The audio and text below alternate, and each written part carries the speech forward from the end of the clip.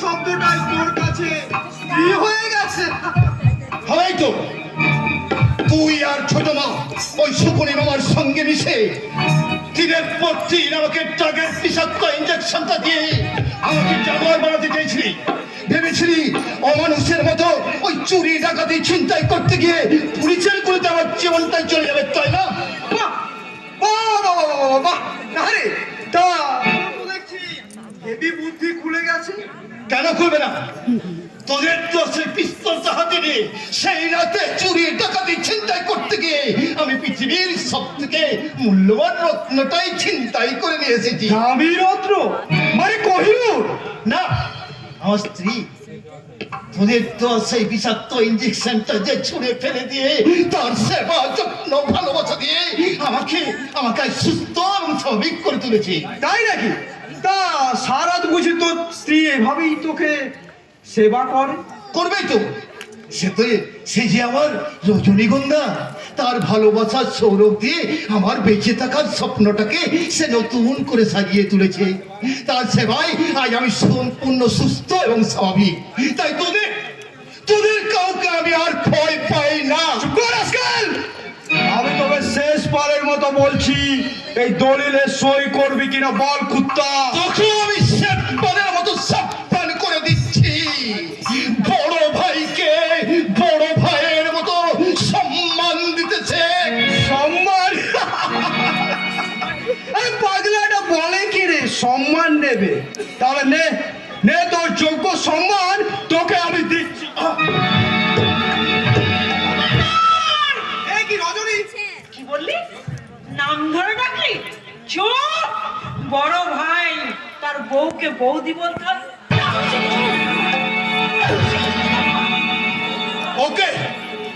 ওকে তুমি ছেড়ো না রজনী। আমার সম্পত্তিটা লিখিয়ে নিতে ও আজ আমাকে চাবুকের পর চাবুক মেরেছে। ওকে ওই চাবুকটা ওর পিঠে বসিয়ে বুঝিয়ে দাও। ওকে তুমি উচিত শিক্ষা দিয়ে দাও। আমি ওকে কি শিক্ষা দেবো? এতদিন ধরে তোমার পিঠে চাবুক মেরে যত রক্ত ঝরিয়েছে, এই চাবুকটা তুমি হাতে নিয়ে ওর পিঠে মেরে ওকে তুমি বুঝিয়ে দাও চাবুক খাওয়ার যন্ত্রণা কি হয়। ধরো ধরো, মারো মারো। তবে তাই হোক রজনী। এতদিন ওরা ওই শকুনি মামার পরামর্শে আমাকে চাবুকের পর চাবুক মেরেছে, আমাকে উল্লুক যারা কুত্তা বলে ঠাট্টা বুদ্ধি করেছে যে আজ ওকে আমি ছাড়বো না। আর আমি যারা কুত্তা নই, আর আমি উল্লুক নই। এই চাবুক তোর পিঠে বসিয়ে আমি বুঝিয়ে দেবো আমি এই সংসারের বড় ভাই।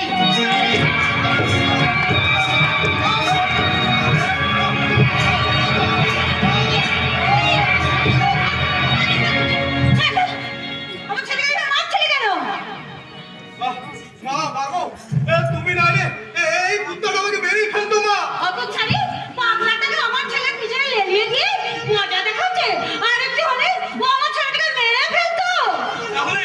তাহলে দাদা একটা সত্যিকারের মহৎ কাজ করতো। মা কারণ ছোটদা হলো এই সংসারের ক্যান্সার, আর ক্যান্সারের অ্যান্সার হলো একটাই, সেটাকে উপযুক্ত অপারেশন করে একেবারে সাইজ করে দেওয়া। এই হতভাগা, যারা অন্যায় করলো তাদের হয়ে কথা বলতে তো লজ্জা করছে না মা, বরং তোমারই তো লজ্জা পাওয়া উচিত। কি বললি হতভাগা? চেঁচিও না।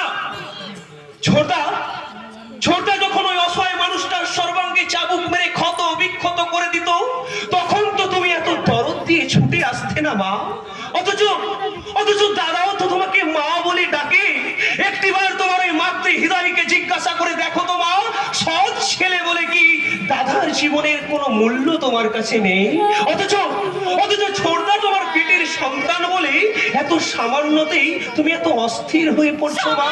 কি বলছিস রে হতভাগা? আরে তাহলে ওই পাগলাটা আমার ছেলেকে খুন করে ফেলতো।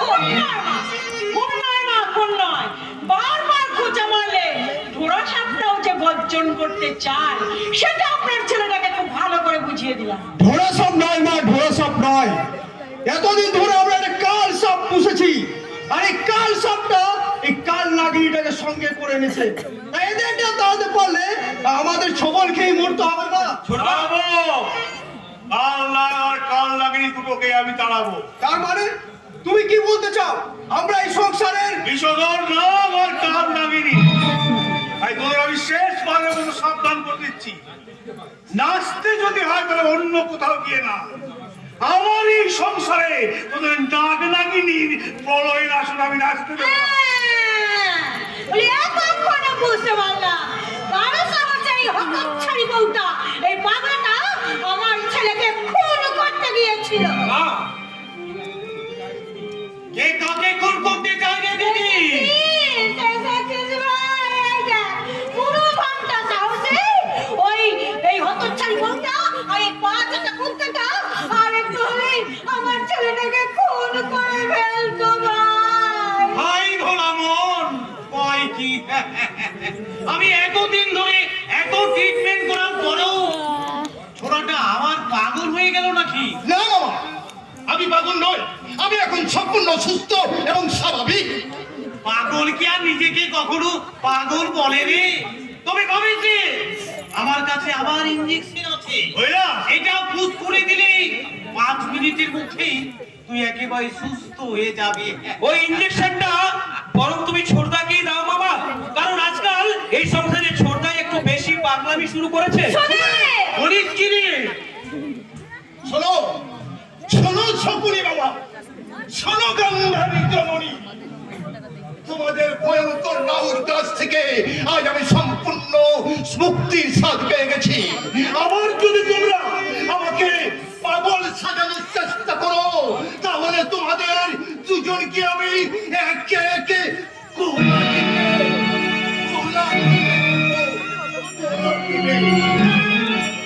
ওরে কেউকি ধর ধর ছোড়াটাকে ধর, ও বদ্ধ পাগল হয়ে গেছে, ওর হাতে পায়ে বেড়ি পড়াতে হবে। মামা বাবু, বেরি যদি পড়াতেই হয় তাহলে আপনার এই আদরের বোন আর এই আদরের ভাগ্নের হাতে পায়ে ভালো করে বেরিটাকে পরিয়ে দিন।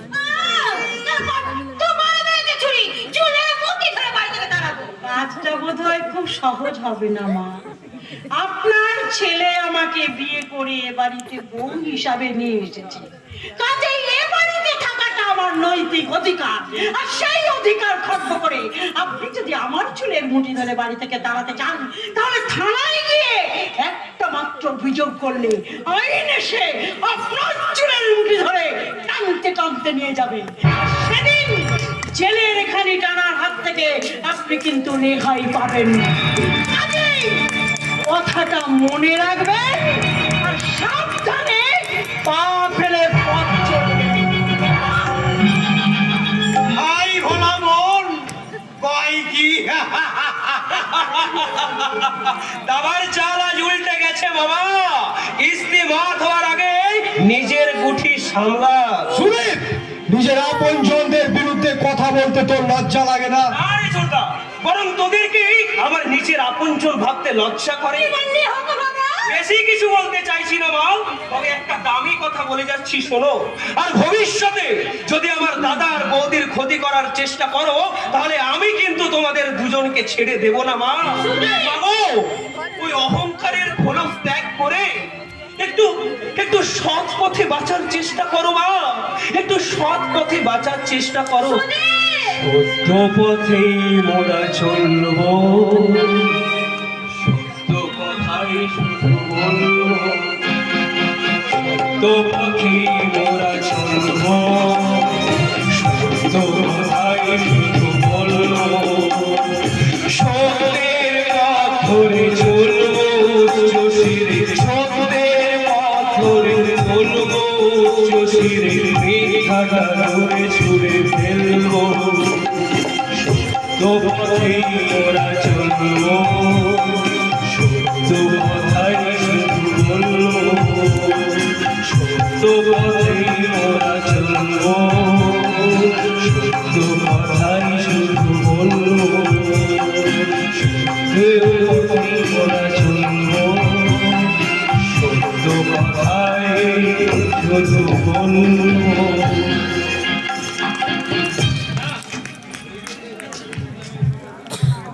না, কখনোই না। ওই অত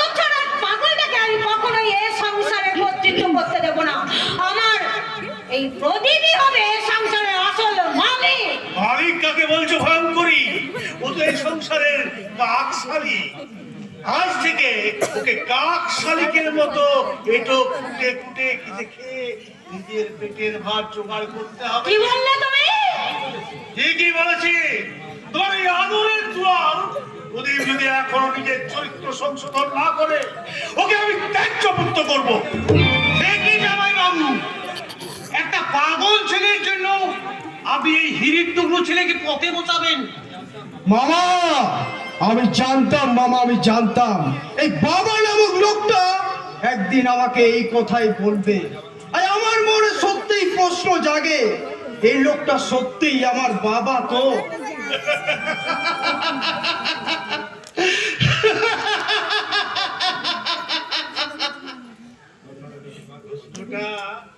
প্রশ্নটা তো নিজের মা কি কর বাবা, একমাত্র তোর মাই এই কথাটা ঠিক উত্তর দিতে পারবে।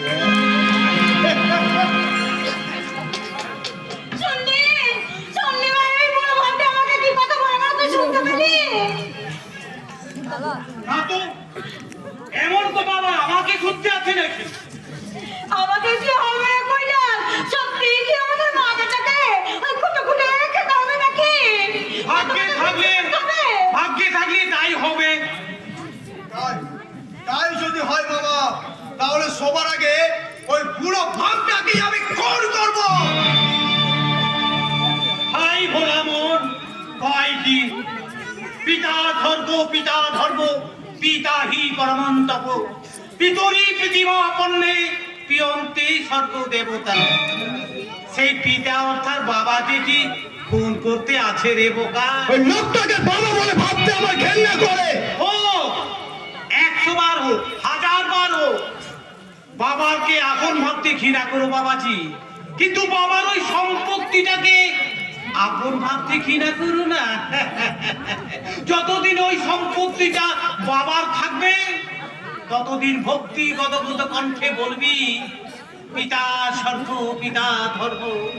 আর যখন ছলে বলে কৌতলে ওই সম্পত্তিটা হাতের মুঠোয় আনতে পারবি, তখন বলবি টাকা স্বর্গ টাকা ধর্ম টাকা হি পরমন্তপ।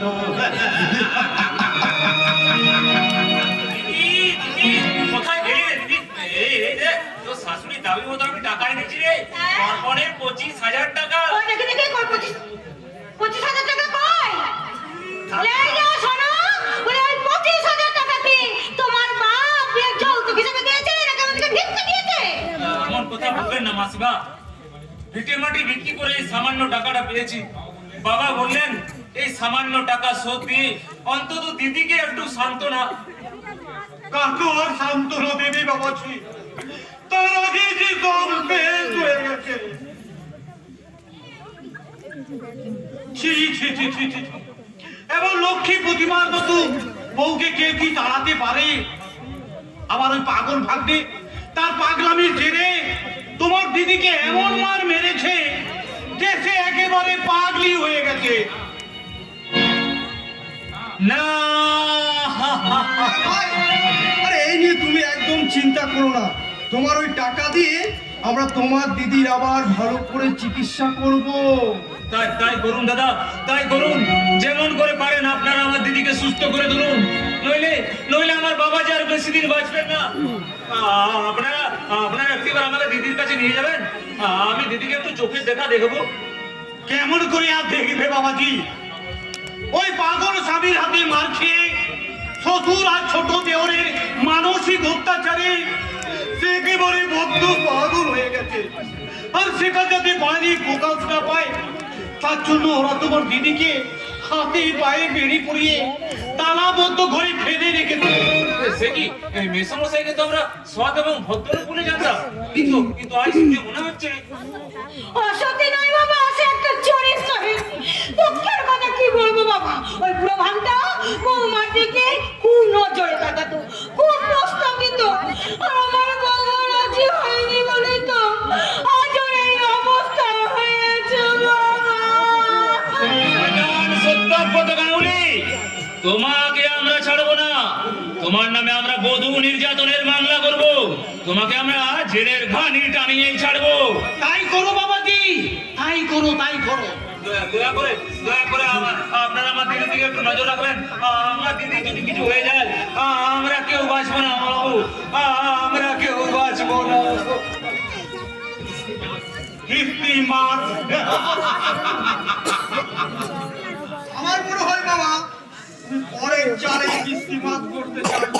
কিন্তু সাবধান, তবে আসল কথাটা বলি, রজনীকেও বদ্ধ পাগল তৈরি করতে হবে। কিন্তু কি করে?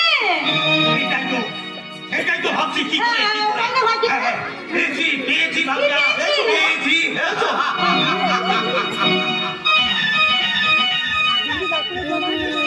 তোকে আমি যে আইডিয়াটা দেবো, এটার মূল্য কিন্তু